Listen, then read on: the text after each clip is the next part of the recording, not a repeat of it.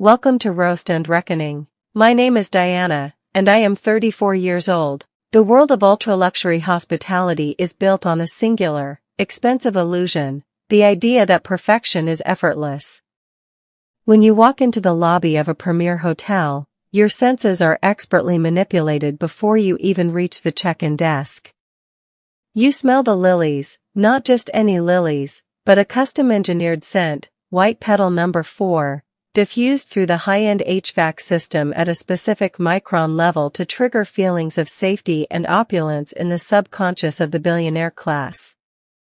You feel the weight of a gold-embossed keycard in your palm, a physical manifestation of a status you've spent a lifetime accruing.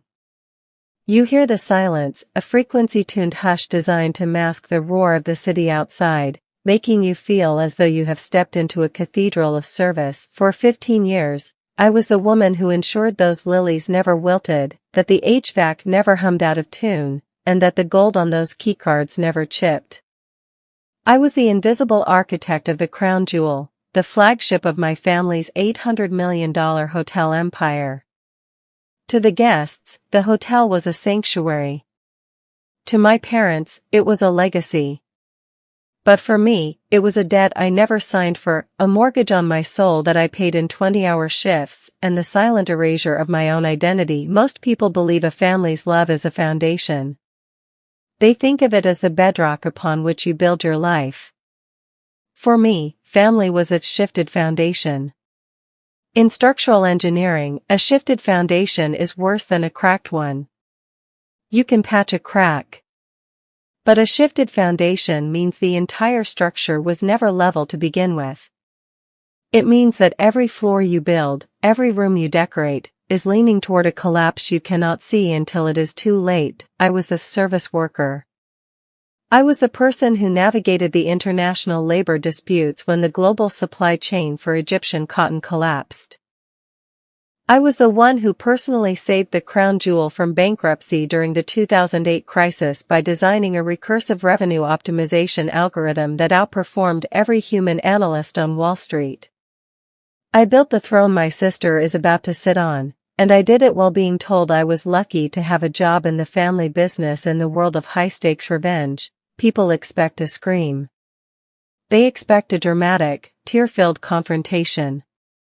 But I am a child of industry and math. I know that the most effective way to destroy a house of cards isn't to blow on it. It's to simply stop being the floor it's standing on. They wanted a service worker. I'm going to give them a lesson in ownership.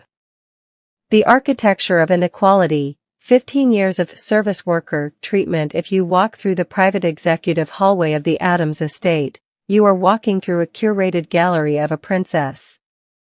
The walls are a shrine to my sister, Victoria. There are the photos of her equestrian awards, her hair perfectly coiffed under a velvet helmet as she accepts silver trophies that I personally polished. There are the shots of her debutante balls, wrapped in $50,000 worth of silk and tulle, her camera-ready grin blinding the photographers. In every frame, my parents, Richard and Diane, stand beside her, their faces flushed with a loud, public pride. Then, there is my photo. It is tucked near the service elevator, partially obscured by a heavy velvet drape. It's a small, faded shot of me at age 19. I am wearing a housekeeping uniform, my hair pulled back in a bun so tight it looks painful. I'm not smiling, I'm staring at a clipboard, calculating the turnover rate for the 4th floor. To my parents, that photo represents my humble start. To me, it represents the day they decided I was a tool, not a daughter. My father, Richard Adams, ran our household like a production floor. He was a man of budgets, timelines, and a final say that was never up for negotiation. My mother, Diane, stayed home to keep the gardens immaculate and ensure the social calendar was flawless. She loved both her children, but as I learned early on, she loved Victoria louder.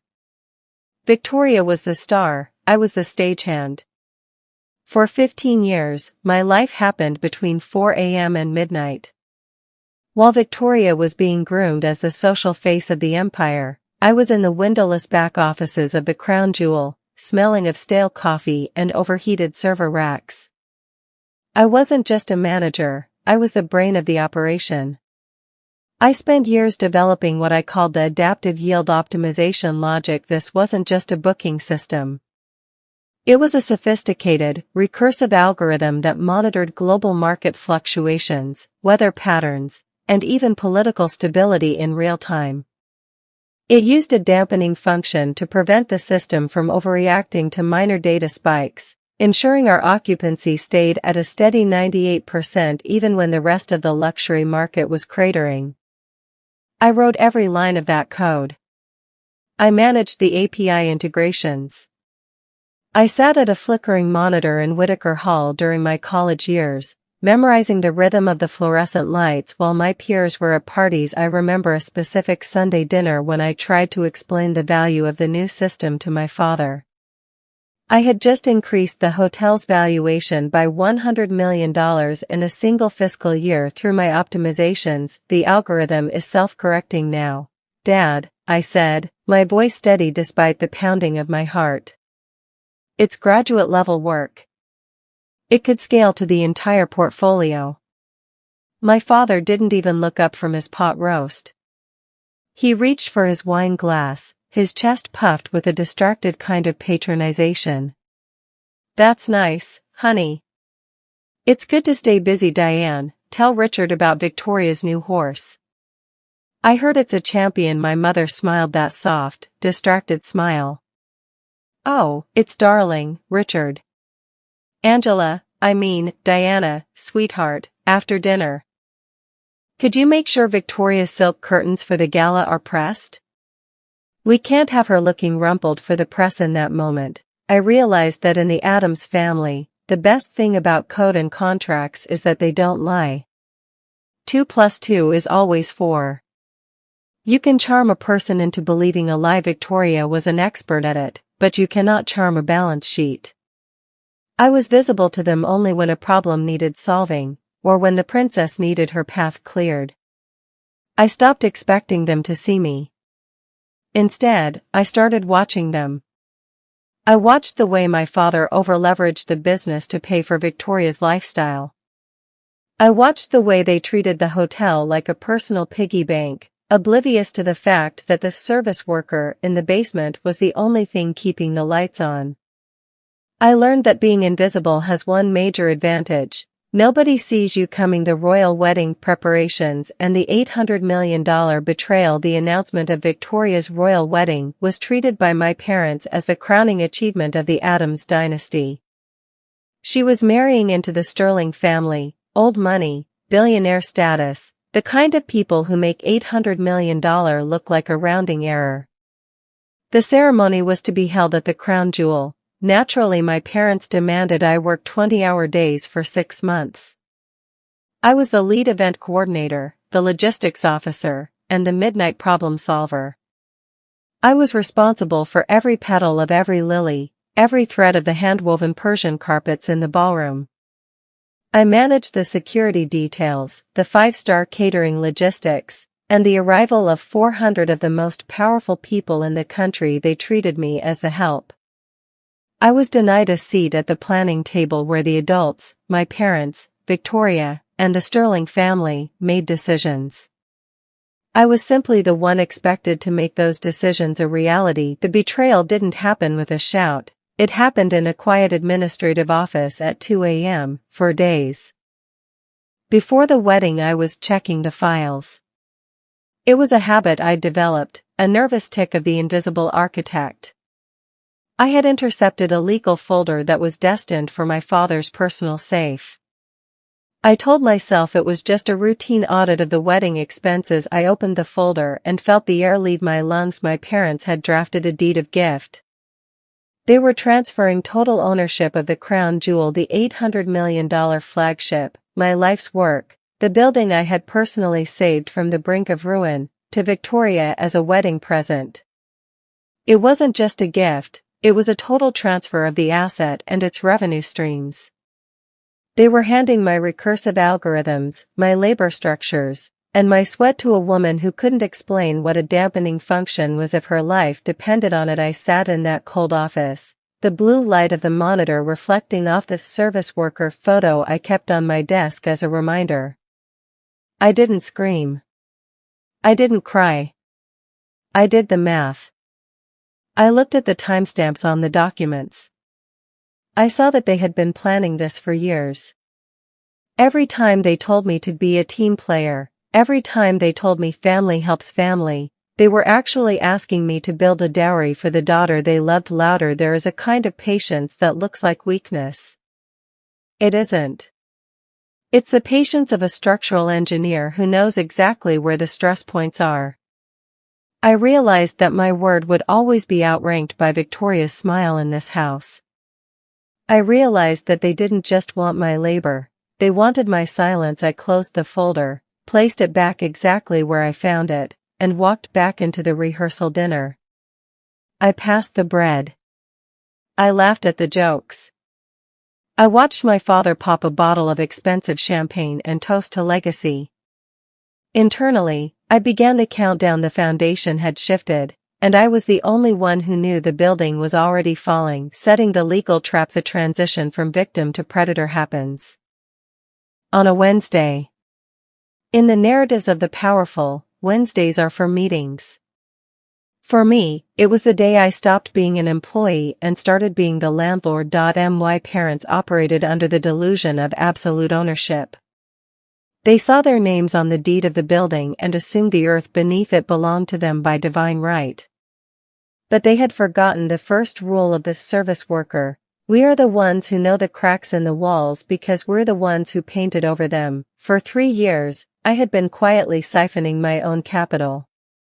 While my parents thought I was living on my low-level manager salary, I was actually running an independent hospitality consulting firm under a secret LLC called Whitaker Optimization Holdings.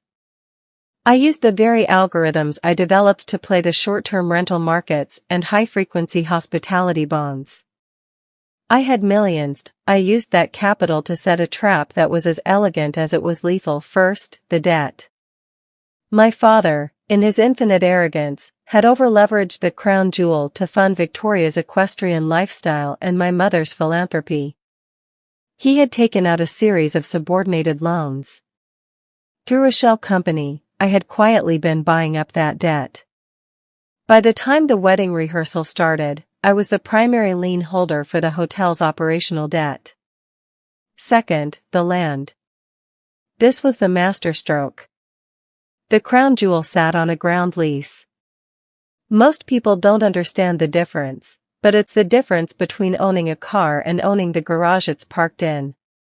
My family owned the building, the bricks, the lilies, the chandeliers.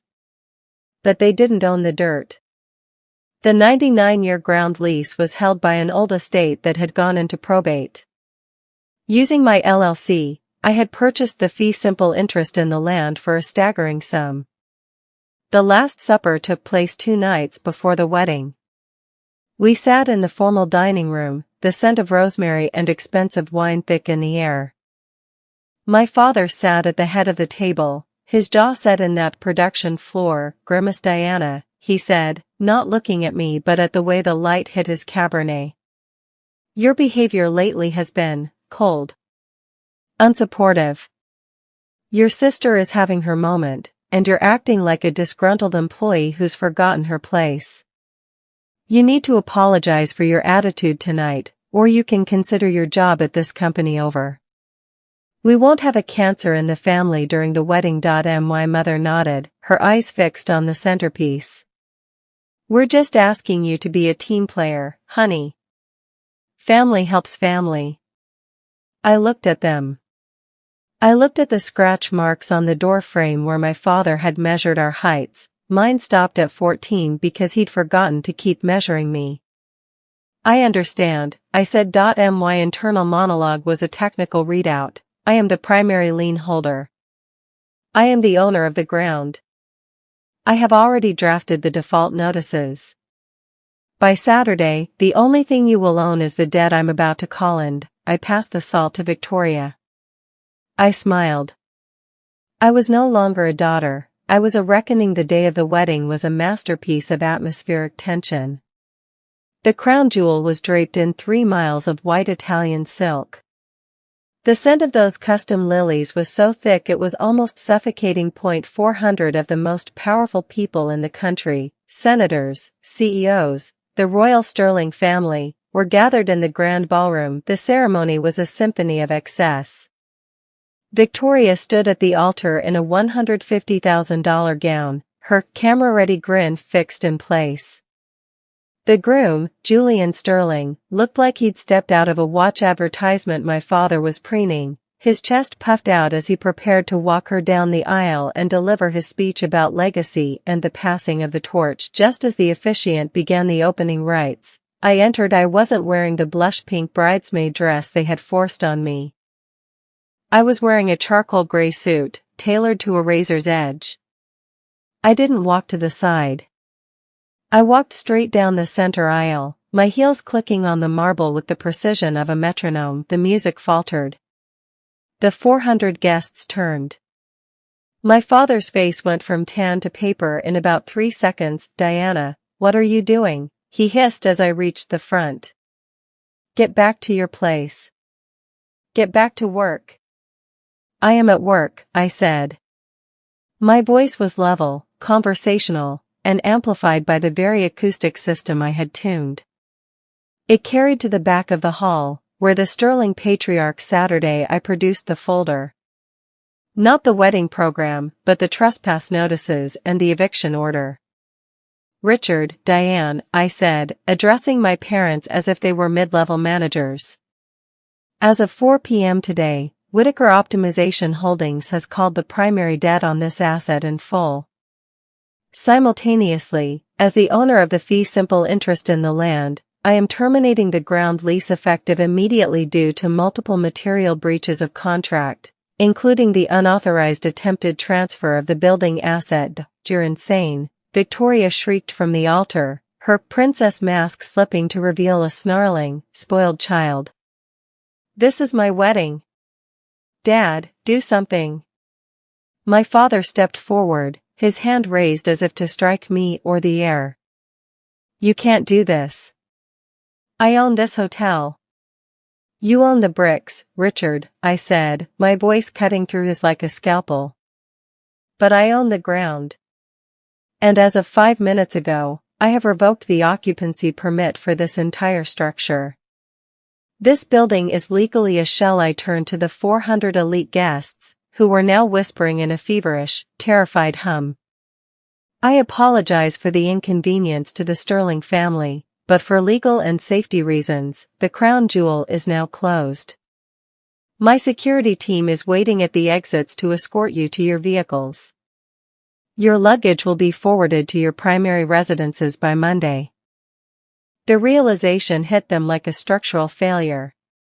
My mother buried her face in her hands, making that sound, the sound of a story collapsing. My father looked at the documents, then at me. For the first time in 34 years, he was actually seeing me. He wasn't seeing a service worker or a low-level manager. He was seeing the person who had been holding the roof over his head. "You're evicting us," he whispered, his voice stripped of all authority. "I'm removing the people who don't belong," I corrected. "Family helps family, right? Well, I'm helping you learn the value of the service I provided for 15 years. You wanted to gift Victoria a legacy. I'm just making sure it's a legacy she actually earned." The sight of Victoria, in her 6-figure dress, being escorted out the service entrance by security guards I had hired, was the most clinical execution of justice I had ever witnessed. The Sterling family looked on with cold, aristocratic horror, already signaling to their lawyers to distance themselves from the radioactive ruins of the Addams family. The aftermath was a masterclass in self-destruction. The royal marriage didn't even last 48 hours. The Sterling family, obsessed with their reputation, had the marriage annulled before the flowers in the ballroom had even begun to wilt. They didn't want to be tied to a dynasty that had been evicted from their own flagship on national television. Victoria went from princess of the empire to a social pariah in a single weekend. My parents' financial collapse was total and terrifying. They had co-signed for Victoria's multi-million-dollar apartment, her fleet of cars, and her equestrian stable, all predicated on the income from a hotel they no longer controlled. Without my adaptive yield optimization algorithms feeding their bank accounts, the interest on their debts began to swallow them whole. A month after the reckoning, my phone buzzed. It was a Sunday evening. I was sitting in the executive suite of the hotel, now rebranded and under my sole control. I was looking over the new quarter's projections. My mother's voice on the other end was raw, stripped of all its usual brightness. "Diana," she whispered. "The bank, they're taking the house. Your father, he's a broken man. He doesn't eat. He doesn't speak. We're losing everything. We need you to come home. We need to talk about family loyalty." I looked at the wall of my new office. There were no photos of Victoria here. There was only a single, framed photo, the 19-year-old girl in the housekeeping uniform, looking at her clipboard. "I love you, Mom," I said, my voice steady and devoid of heat. "But I won't set myself on fire to keep you warm. Not anymore." "How can you be so sweet and so cold?" she asked, her voice breaking. "I'm not cold," I replied. "I'm just not quiet. You wanted a service worker, you got an owner. And the owner says the account is closed." I hung up. The silence that followed was the cleanest, most resonant sound I had heard in my entire life. I am standing on the balcony of the penthouse now, looking out over the city. Below me, the lights of the hotel glow with a new kind of energy. They aren't glowing for my father's ego or my sister's vanity. They're glowing because the math is right. Being invisible for 15 years taught me how the world really works. It taught me that those who are seen are often the most fragile, because their worth is built entirely on the gaze of others. Those of us who work in the dark, who manage the algorithms, the debt, and the labor, we are the ones who actually hold the keys to the kingdom. My family wanted me to be the invisible infrastructure of their lives. They wanted me to be the floor they walked on, the air they breathed, and the silence that made their noise possible. I gave them exactly what they asked for, until the day I decided to move. This wasn't just a revenge story, this was a reckoning. It was the moment the foundation decided it was done being stepped on. It was the moment the architect decided she'd rather own the building than just maintain it. If you know your worth, if you've been the one setting the table while someone else gets the applause, you belong here. You are the architect of your own life. If you're ready to stop being the help and start being the owner, hit subscribe. You belong with us.